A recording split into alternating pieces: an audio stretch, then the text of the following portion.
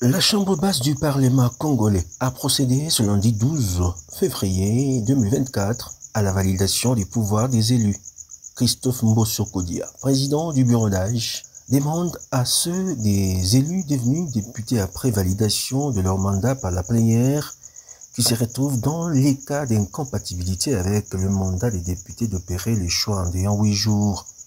Après validation du pouvoir, je demande conformément à nos textes légaux à ceux des députés qui sont dans les cas d'incompatibilité de décider dans les 8 jours s'ils veulent ou pas démissionner de leurs fonctions incompatibles, a-t-il déclaré. Honorables députés, chers collègues, je déclare valider le pouvoir des 477 députés nationaux proclamés provisoirement élus par la Commission électorale nationale indépendante à l'issue des élections législatives du 20 décembre 2023.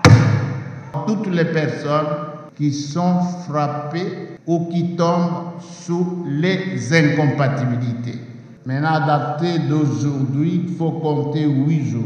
Je crois jusqu'à mardi à minuit. Chacun de nous est libre de choisir ce qu'il veut, où il veut siéger. Cette validation faite par la plénière de l'Assemblée nationale est toujours provisoire.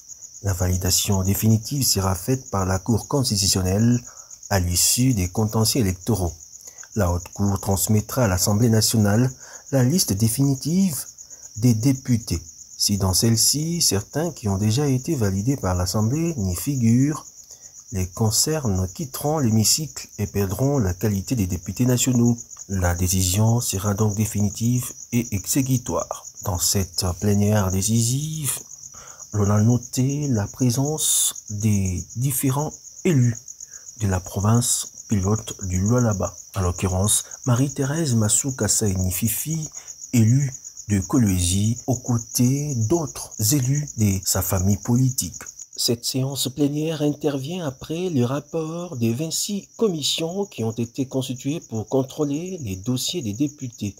Ces commissions avaient pour mission de vérifier la conformité des dossiers de chaque élu, mais également les conditions d'éligibilité à la députation nationale, l'élaboration des rapports respectifs, le dépôt au bureau d'âge avant la discussion en plénière.